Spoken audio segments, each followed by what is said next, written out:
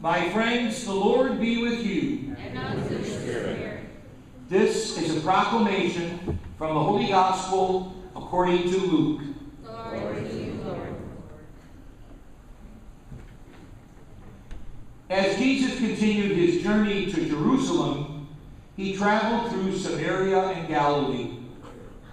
As he was entering a village, 10 lepers met him. They stood at a distance from him and raised their voices, saying, Jesus, Master, have pity on us. And when he saw them, he said, Go show yourselves to the priests. As they were going, they were cleansed.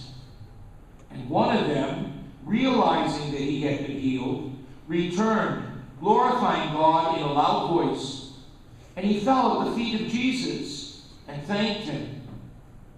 He was a Samaritan.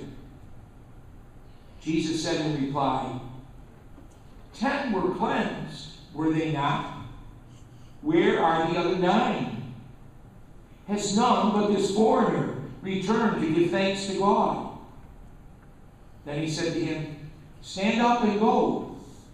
Your faith has saved you. The Gospel of the Lord. Praise be to you, Lord.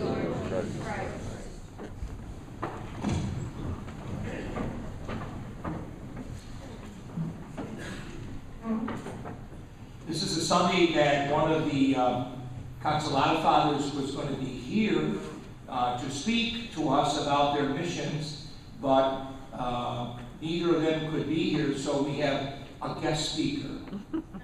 His name is Mr. James Tripper, speaking on behalf of the Consolata Missions.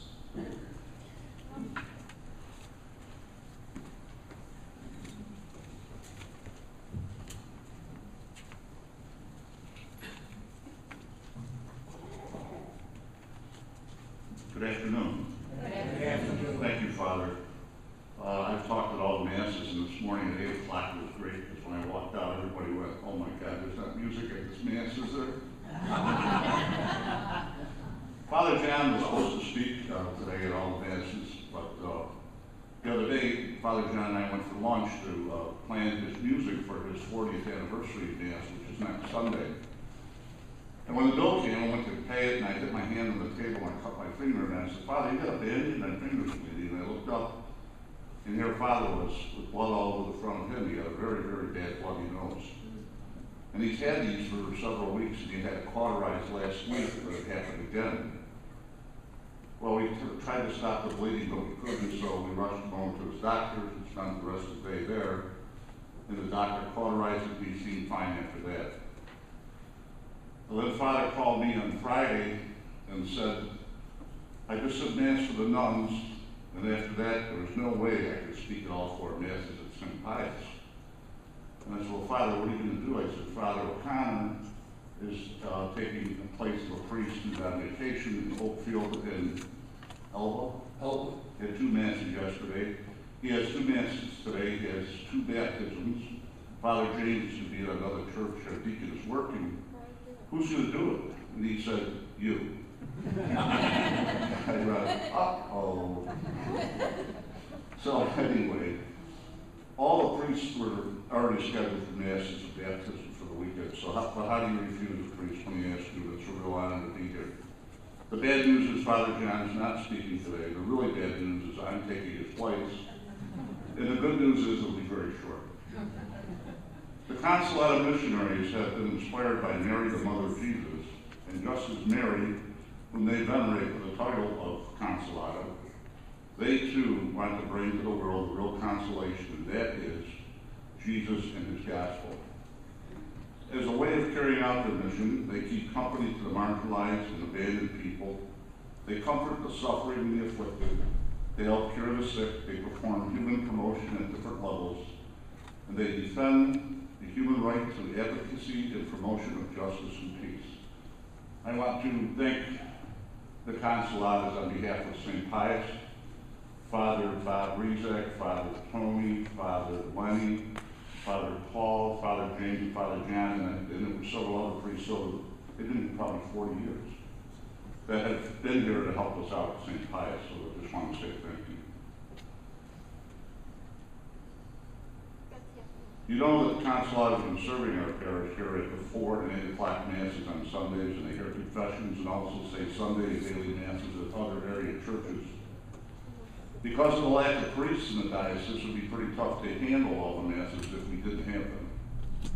Through their homilies, they tried to bring out the presence of Jesus in our lives and the unconditional love that God has for each person. They've tried to bring all people into a closer relationship with God and share the way Jesus wants us to live as his disciples. Father John, Father James, and matter of fact, Father John called me yesterday and said, make sure you tell the people, I really love St. Pius, I love being there. People are always so attentive, and after Mass, they always want to talk to me about the homilies or whatever, so he sends his greetings. Today, the second collection is for them, and all the monies will stay here to help facilitate the running of their mission in Buffalo. Just as we have daily expenses in running our lives in our homes, they have the same burdens. The largest expense they have is for insurance. Last year it was over $20,000 alone. And I'm sure that you people know all about it and are faced with the same burdens and difficulties. They need new windows for their chapel as it faces the windward side of the house. They can't close them properly. Even though they have a brick home, all the trim has to be painted that summer, and the list goes on and on and on. So they would like to thank you for your generosity in the past and know that you are generous people and hope you can help them again today in the second collection. And remember, as Jesus said, what you do to the least of my people, that you do unto me.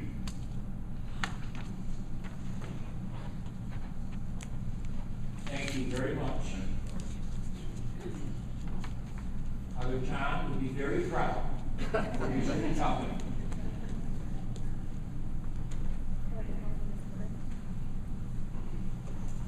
Oh, who's not going to get started?